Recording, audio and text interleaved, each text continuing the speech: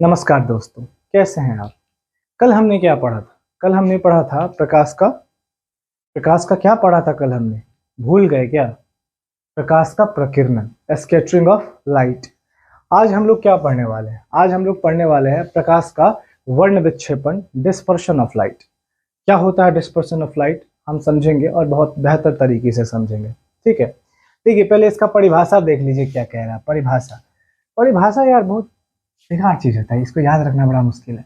श्वेत प्रकाश का 7 रंगों में बट जाना, श्वेत प्रकाश का 7 रंगों में बट जाना प्रकाश का वर्ण विक्षेपण कहलाता है, डिस्पर्शन ऑफ लाइट कहलाता है। अब देखिए, आप 7 रंग के बारे में कल भी पढ़े थे, आपको हम बताए थे 7 रंग कौन कौन से हैं, विबग्योर हैं। ठीक है, कौन कौन से हैं? विबग्योर हैं। ठीक है, और 7 रंग जो है किससे निकला है? श्वेत प्रकाश से निकला है। श्वेत प्रकाश उसका राजा है। इन 7 रंगों का राजा कौन है भैया? श्वेत प्रकाश है।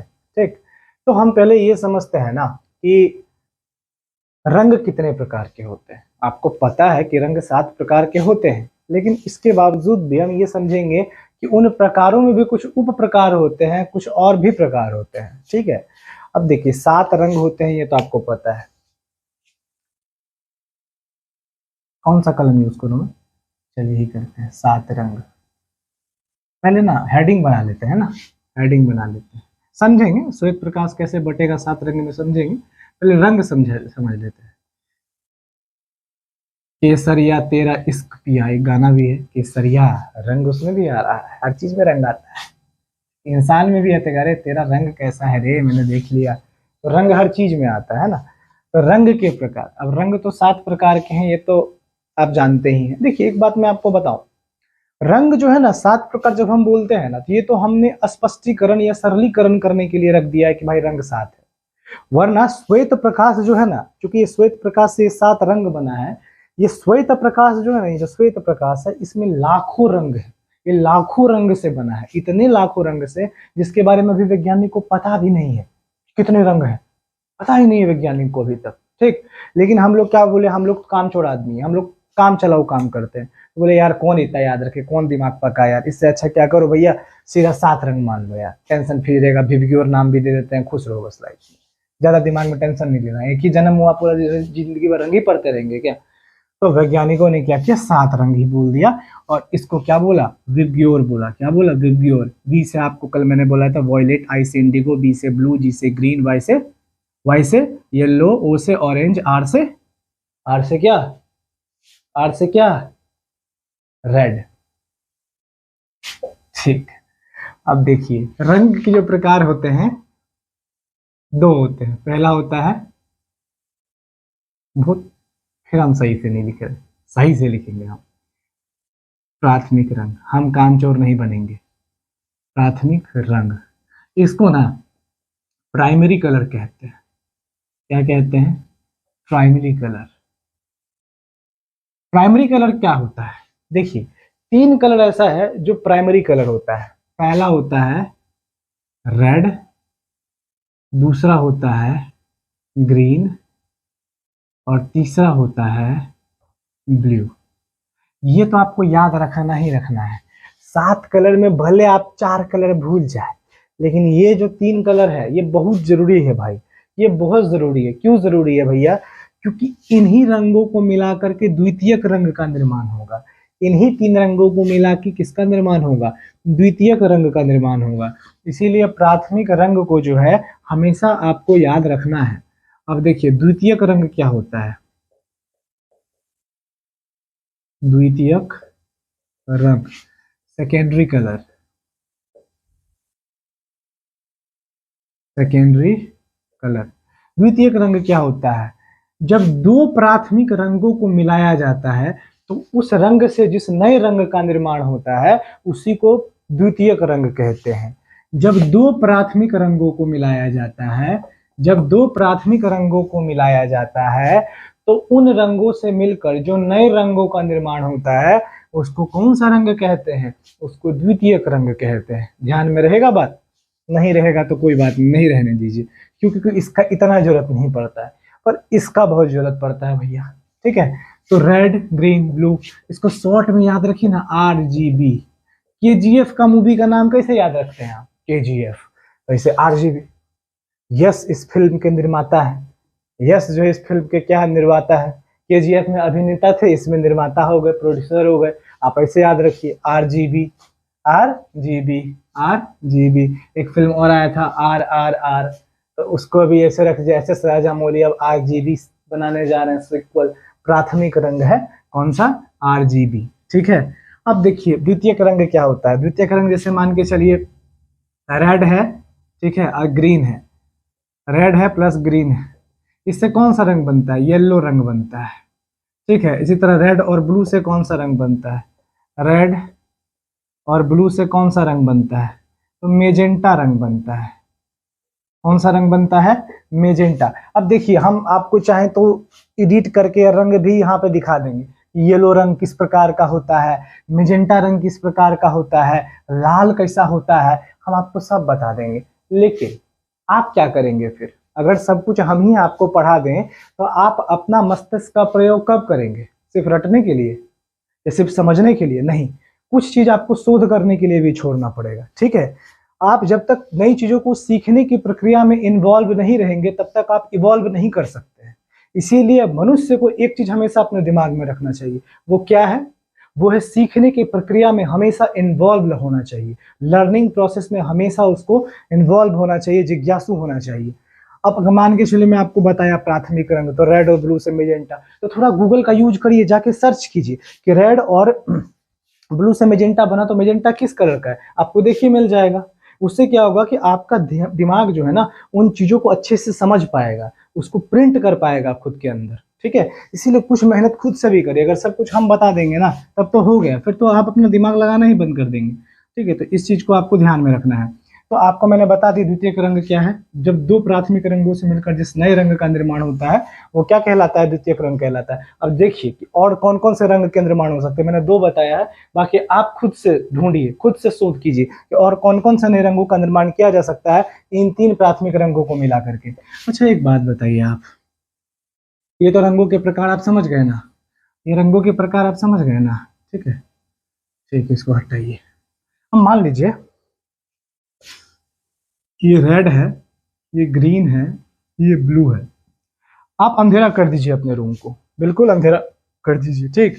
अब यहाँ से आप लाल प्रकाश मारिए, यहाँ से आप क्या मारिए, लाल प्रकाश मारिए इन तीनों रंगों पर, ठीक है, इन तीनों रंगों पर लाल प्रकाश मारिए। तो बताइए लाल रंग का क्या जो रंग है वो सेम रहेगा, ग्रीन का जो रंग है वो वही रंग में रहेगा, मूल रंग में ही रहेगा, या जो ब्लू का रंग है वो भी अपने मूल रंग में ही रहेगा, बताइए। चलिए मान लीजिए हम यहाँ से टॉर्च लाइट मारे लाल रंग का, ठीक है, टॉर्च लाइट मारे, सब पे गया प्रकाश, सब पे गया।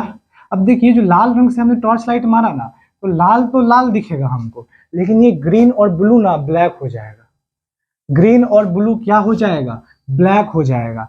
अगर यहाँ पे अब क्या कीजिए, यहाँ पे ग्रीन डाल दीजिए, ग्रीन लाइट मारिए, ग्रीन टॉर्च मारिए, अब देखिए ग्रीन तो ग्रीन ही दिखेगा ग्रीन टॉर्च में, पर रेड और ब्लू जो है ना वो ब्लैक हो जाएगा, काला हो जाएगा। अब देखिए इस जी को भी हटा के यहाँ ब्लू कर दीजिए, जब ब्लू मारिएगा ना तो ब्लू ही रहेगा ये, लेकिन रेड और ग्रीन जो है वो क्या हो जाएगा, ब्लैक हो जाएगा। ऐसा काहे होगा, ऐसा क्यों होगा, ऐसा इसलिए होता है क्योंकि जो रंग जो मूल रंग होता है ना वो अपने रंग को तो दिखाता है, बाकी जो दो रंग हो है ना इस रंग को अवशोषित कर लेते हैं, खींच लेते हैं, एब्जॉर्ब कर लेते हैं। बाकी जो दो रंग होते हैं वो क्या करते हैं, एब्जॉर्ब कर लेते हैं। जैसे ब्लू है तो ब्लू ने इसको तो दिखाया, इसको तो परावर्तित किया, लेकिन बाकी जो ये दो रंग थे ना इस ब्लू को क्या किया, एब्जॉर्ब कर लिए, ठीक है, क्या कर लिए, एब्जॉर्ब कर लीजिए। अगर हम मान के चलिए कि यहाँ पे व्हाइट कलर कर दें, फिर व्हाइट रोशनी मारे, अब भैया व्हाइट से तो सातों रंग बना है, उससे तो लाखों रंग बन सकता है व्हाइट से, ठीक है। तो ये जो व्हाइट है इसमें भी ये रंग रेड ही दिखेगा, जो इसका मूल रंग ग्रीन है तो ग्रीन ही दिखेगा, ये ब्लू है तो ब्लू ही दिखेगा। आपको समझ में आया, आपको समझ में आया ये चीज, तो ये चीज आपके दिमाग में रहना चाहिए, ठीक।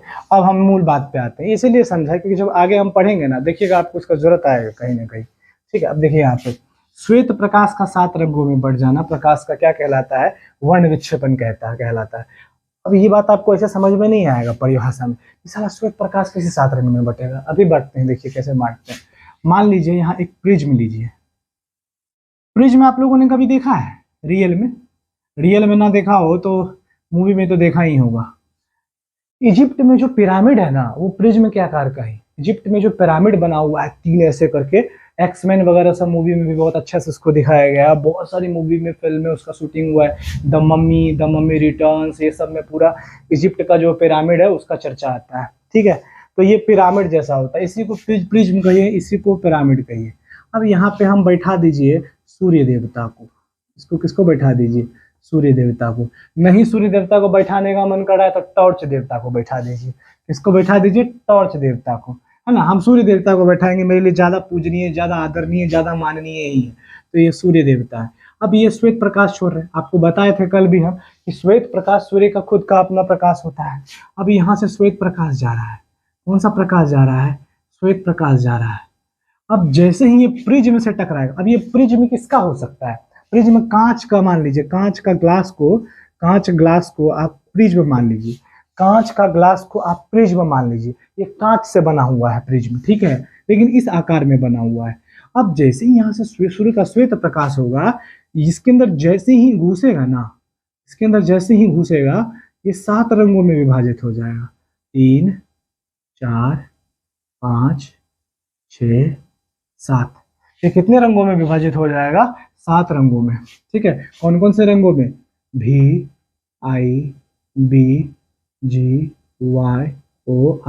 विबग्योर। ठीक है, किसमें विभाजित हो जाएगा? विबग्योर में विभाजित हो जाएगा, 7 रंगों में विभाजित हो जाएगा। ये जो 7 रंग है ना, इसको स्पेक्ट्रम कहते हैं। इसको क्या कहते हैं? स्पेक्ट्रम कहते हैं। अब यहाँ से जो ये 7 रंगों में विभाजित हुआ ना, 7 रंगों में जो बट गया ये श्वेत प्रकाश, इसी को देखिए प्रकाश का क्या कहते हैं? वर्ण विक्षेपन कहते हैं, डिस्पर्शन ऑफ लाइट कहते हैं। श्वेत प्रकाश का 7 रंगों में बट जाना, श्वेत प्रकाश का 7 रंगों में बट जाना, विबग्योर में बट जाना, क्या कहलाता है? प्रकाश का वर्ण विक्षेपन कहलाता है। लेकिन इस विबग्योर को क्या कहते हैं? इसको स्पेक्ट्रम कहते हैं। हिंदी में इसको कहते हैं दृश्य प्रकाश। दृश्य प्रकाश, दृश्य प्रकाश मतलब क्या होता है? दृश्य मतलब देखना, जिस प्रकाश को हम देख सकते हैं वो दृश्य प्रकाश हुआ। तो स्पेक्ट्रम इसी को इंग्लिश में कहते हैं। ठीक है, मैंने यहाँ पे लिख भी दिया है दृश्य प्रकाश, जिसको देखा जा सकता है। कौन से कलर को आप देख सकते हैं आसानी से? VIBGYOR, विबग्योर को आप आसानी से देख सकते हैं। प्रकाश की रेंज आपको पता है कितनी होती है? अच्छा देखिए, ये जो यहाँ से प्रकाश आएगा, ठीक है, आपको ये पता है कि निर्वात में प्रकाश की चाल 3 × 10⁸ मीटर प्रति सेकेंड होती है। इतना आपको पता है, निर्वात में प्रकाश की चाल 3 × 10⁸ मीटर प्रति सेकेंड होती है। अब बताइए, अगर आपसे प्रश्न ये पूछ दे कि निर्वात में लाल प्रकाश की चाल कितनी होगी और निर्वात में बैगनी रंग की चाल क्या होगी, तो आपको क्या लगता है? दोनों का चाल अलग अलग होगा?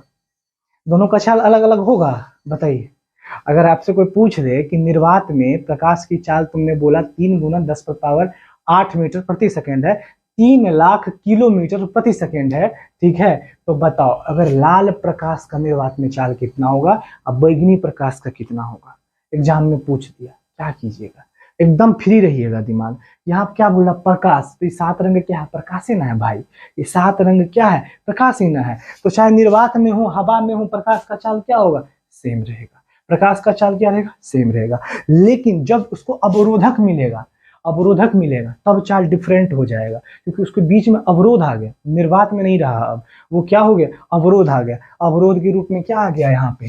ठीक है, अवरोध के रूप में क्या आ गया यहाँ पे? प्रिज्म आ गया, कांच का ग्लास आ गया। ठीक है, कांच का क्या आ गया? ग्लास आ गया, प्रिज्म आ गया। अब बैगनी रंग क्या होगा? ये स्लो हो जाएगा। बैगनी रंग क्या हो जाएगा? स्लो हो जाएगा। और लाल रंग क्या हो जाएगा? तेज गति से होगा। लाल रंग तेज गति से क्यों जाएगा भैया? क्योंकि हम आपको पता है लाल रंग का तरंग दैर्घ्य सबसे अधिक होता है, ये सबसे कम भटकता है, इसका दूरी, तरंग दैर्घ्य का दूरी बहुत ज्यादा होता है, इसके बीच का दूरी बहुत ज्यादा होता है, ये सबसे कम विक्षेपित होता है, ये सबसे कम प्रकीर्णित होता है। इसीलिए लाल रंग जो है सबसे जल्दी सबसे कम भटकेगा। ठीक है, सबसे कम विक्षेपित होगा। इसीलिए देखिएगा जो सिग्नल यूज होता है गाड़ी के पीछे लाइट में जो लगा होता है, मोटरसाइकिल के पीछे, कार के पीछे, जहां देखिएगा खतरे के निशान में लाल रंग होता है, क्योंकि आप लाल रंग को दूर से देख लेंगे, ऐसे करके दूर से ही देख रहे हैं सारा लाल रंग है ना।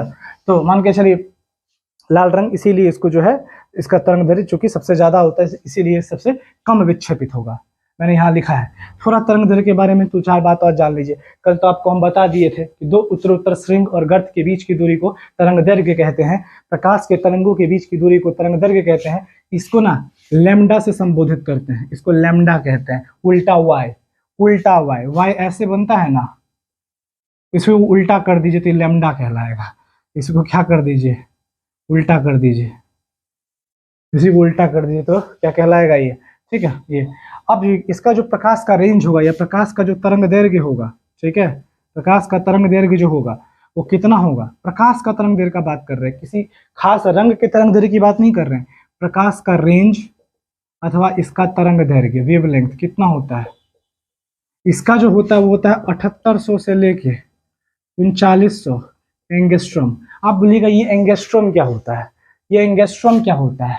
तरंग दैर्घ्य को इसी से मापते हैं, तरंग दैर्घ्य को मापने को क्या कहते हैं, एंगस्ट्रॉम कहते हैं। और एंगस्ट्रॉम का SI मात्रक मीटर होता है, याद रखिएगा।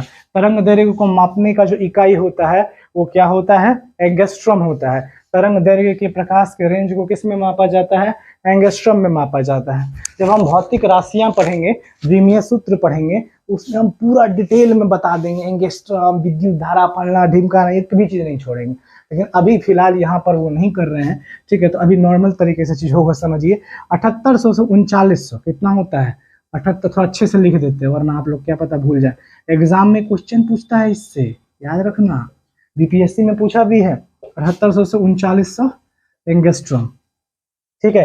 एंगस्ट्रॉम का जो SI मात्रक होता है, SI मात्रक होता है, वो क्या होता है, मीटर में होता है।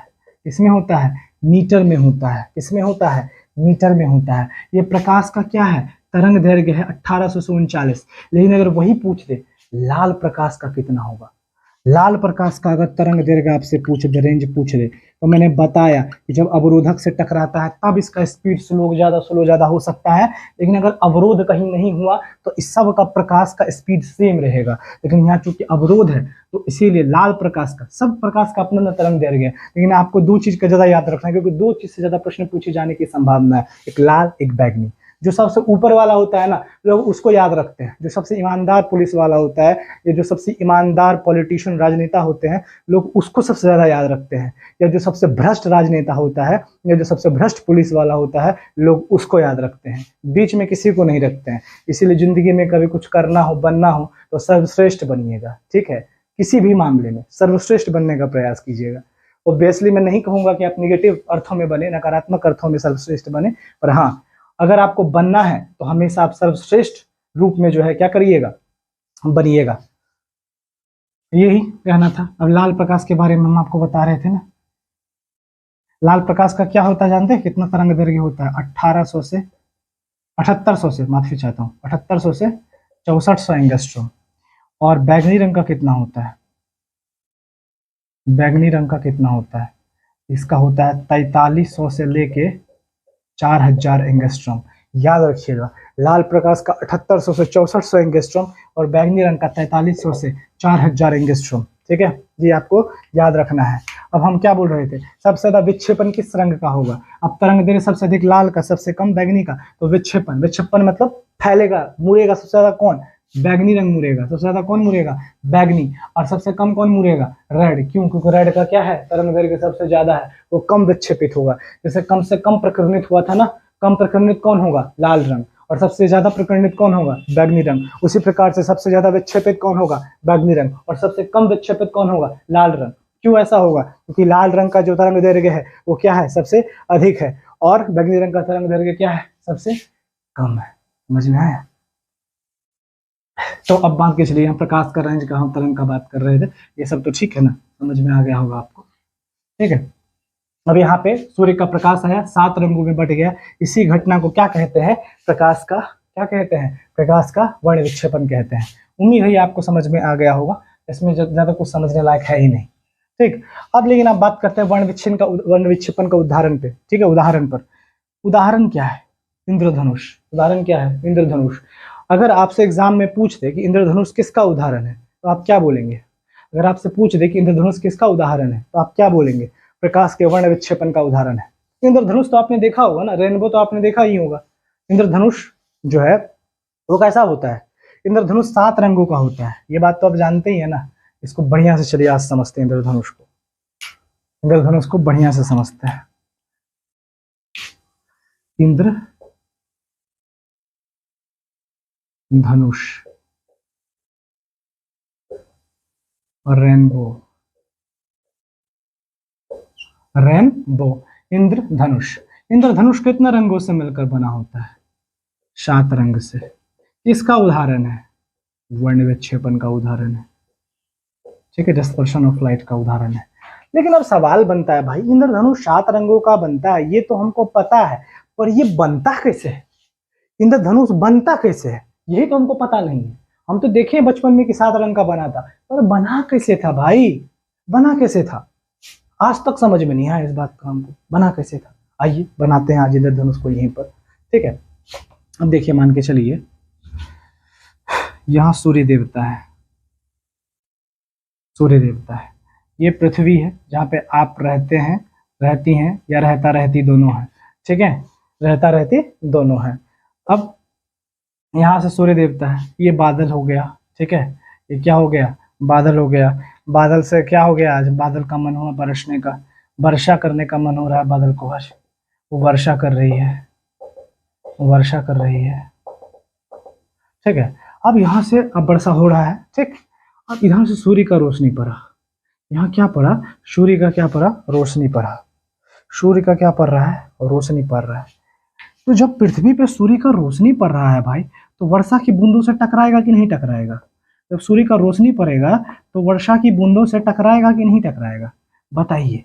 सूर्य की रोशनी, प्रकाश जो है वो वर्षा के रंगों से टकराएगा कि नहीं टकराएगा? आप बोलिएगा काहे नहीं टकराएगा भाई, प्रकाश हमसे भी टकरा सकता है, तो वर्षा का बूंद उसके लिए क्या चीज है? सही बात बोल रहे हैं आप, बिल्कुल टकराएगा। तो अब वर्षा का बूंद जब टकराएगा तो वो कैसा दिखेगा वर्षा का बूंद? तो वर्षा के बूंद को बड़ा बना के दिखाते हैं।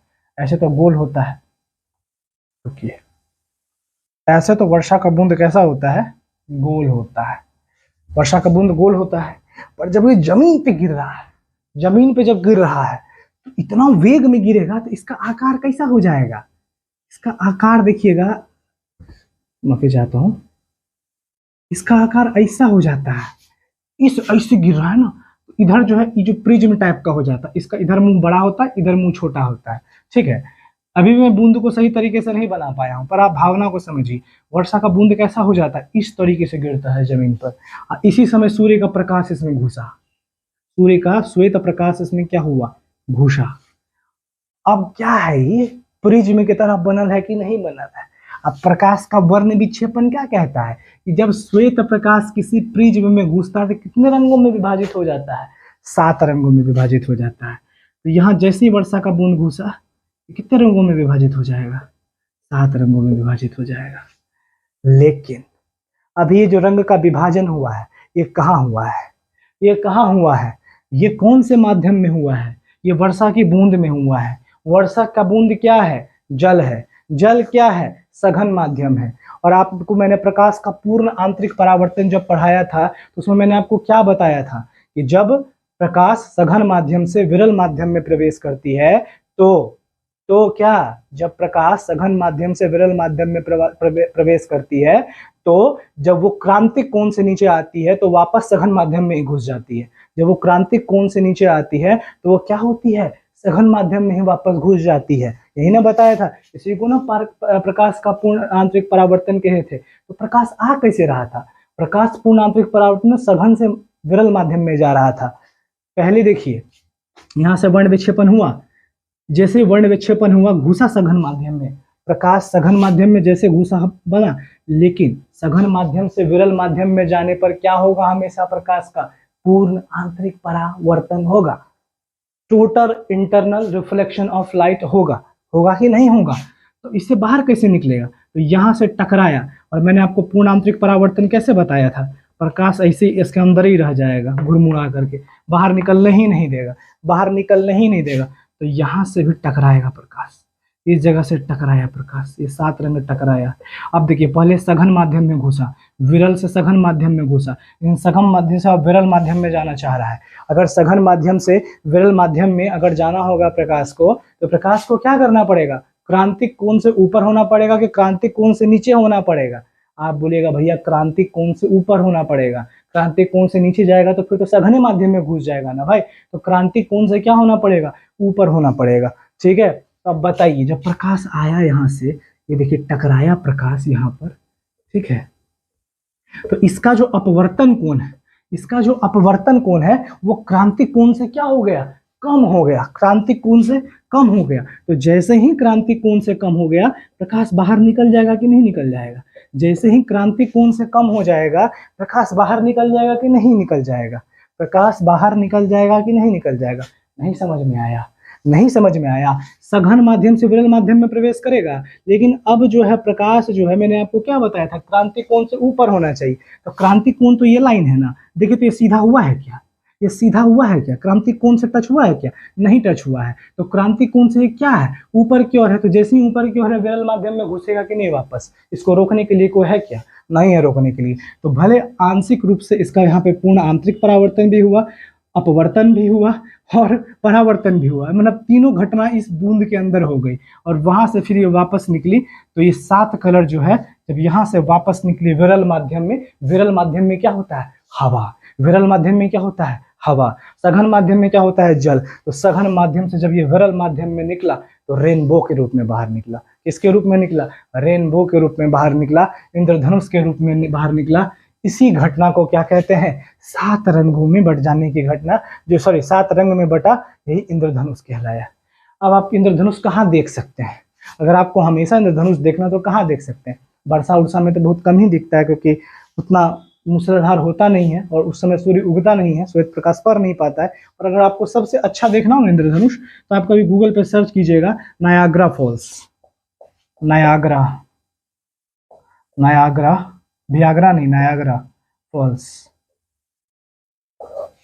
नायाग्रा फॉल्स, ठीक है। यहाँ पर आप जाकर के जब खड़ा होंगे तो पीछे से करके, फॉल्स का मतलब क्या होता है, जलप्रपात, ऊपर से बड़ा सा पहाड़ रहेगा, उससे जल ऐसे नीचे गिरेगा, और ये नहीं कि एगो दूगो बूंद गिरता है, पूरा लगता है एकदम टन, मतलब क्यूसेक में गिरता है पानी, ठीक है। इस तरीके से पानी का स्पीड होता है, ठीक है। और वहां पे कितना बूंद होता होगा सोचिए ना, और वहां जब श्वेत प्रकाश पड़ता होगा, उस ऐसे करके मान लीजिए ये बड़का सा पहाड़ है, यहाँ से ऐसे करके पानी गिर रहा है, एकदम पूरा स्पीड में गिर रहा है, बहुत नीचे तक गिर रहा है। और यहाँ पे को बना दिया है पुलवा, जिसपे आदमी खड़ा होकर फोटो खिंचा रहा है। तो यहाँ से जब सूर्य का प्रकाश इस पे पड़ेगा, तो बताइए इधर आंतरिक परावर्तन, सॉरी, यहाँ पे जो है इंद्रधनुष बनेगा कि नहीं बनेगा, इंद्रधनुष बनेगा कि नहीं, वर्ण विक्षेपण के कारण, श्वेत प्रकाश से टकराने के कारण। इसीलिए यहाँ पे आपको हमेशा इंद्रधनुष बनता हुआ दिखाई देगा। यहाँ से लोग बैठ के सेल्फी खींचते हैं, यहाँ से लोग लेके सेल्फी खींचते हैं, हाय जान कैसी हो, तो यहाँ पे बैठ के सेल्फी खींचते हैं सब लोग, ठीक है। तो इंद्रधनुष जो है कैसे बनता है आपको बता दिया, इसको समअप कर लीजिए। श्वेत प्रकाश का 7 रंगों में बट जाने की घटना को प्रकाश का वर्ण विक्षेपण कहते हैं, दृश्य प्रकाश को विबग्योर कहते हैं। प्रकाश की रेंज 7800 से 3900 एंगस्ट्रॉम होती है, ठीक है। प्रकाश की रेंज 7800 से 3900 एंगस्ट्रॉम होती है। लाल प्रकाश का प्रकाश रेंज जो है तरंग दैर्घ्य सबसे ज्यादा होता है, 7800 से 6400 एंगस्ट्रॉम होता है। और बैगनी का सबसे कम होता है, कितना होता है, कितना होता है, अभी क्या बताए थे, 4300 से 4000 एंगस्ट्रॉम होता है, ठीक है। सबसे ज्यादा विक्षेपण किसका होगा, सबसे ज्यादा विक्षेपण किसका होगा, बैगनी रंग का होगा। सबसे कम विक्षेपण किसका होगा, लाल रंग का होगा। सबसे अधिक तरंग दैर्घ्य किसका होगा, लाल रंग का होगा। सबसे कम तरंग दैर्घ्य किसका होगा, बैगनी रंग का होगा। वर्ण विक्षेपण का उदाहरण कौन सा है, इंद्रधनुष है। वर्ण विक्षेपण का उदाहरण कौन सा है, इंद्रधनुष है। चलिए ठीक है, उम्मीद करते हैं आपको समझ में नहीं समझ में आ गया होगा, ठीक है, समझ में आ गया होगा। कल क्या पढ़ेंगे, कल क्या पढ़ेंगे, अब ज़्यादा कुछ प्रकाश में बचा नहीं है, जितना महत्वपूर्ण टॉपिक है वो पढ़ा चुके हैं। अब 2 चीज़ जो मुख्य रहेगा वो रहेगा मानव नेत्र, आँख के बारे में बताएंगे, आँखियों से गोली मारे कैसे मारते हैं गोली वो बताएंगे। और दूसरा बताएंगे हम आपको उत्तल दर्पण, सॉरी दर्पण के बारे में बताएंगे, जिसमें उत्तल अवतल समतल सब दर्पण आएगा, ठीक है, उसके बारे में बताएंगे। लेकिन उससे पहले 2 और टॉपिक आपको पढ़ना जरूरी है, प्रकाश का ध्रुवन और प्रकाश का व्यतिकरण। हम देखेंगे कौन सा टॉपिक ज़्यादा अच्छा लगेगा। जो भी टॉपिक अच्छा लगेगा कल, या तो ध्रुवन पढ़ाएंगे, ध्रुवन में क्या होगा, जो चश्मा उश्मा देके 3D फिल्म जो देखते हैं वो पोलराइजेशन ऑफ लाइट के कारण ही होता है, 3D फिल्म में जो जाते हैं देखने के लिए चश्मा लगा के, उसमें जो पोलराइड का प्रयोग किया जाता है वो सब, खैर वो सब हम पढ़ेंगे, आगे पढ़ेंगे। ठीक है, तो प्रकाश का वर्ण विक्षेपण आज खत्म हुआ। चलिए कल पढ़ते हैं प्रकाश का व्यतिकरण अथवा प्रकाश का ध्रुवण। तब तक के लिए ध्यान रखिए अपना। जय हो, मिलते हैं।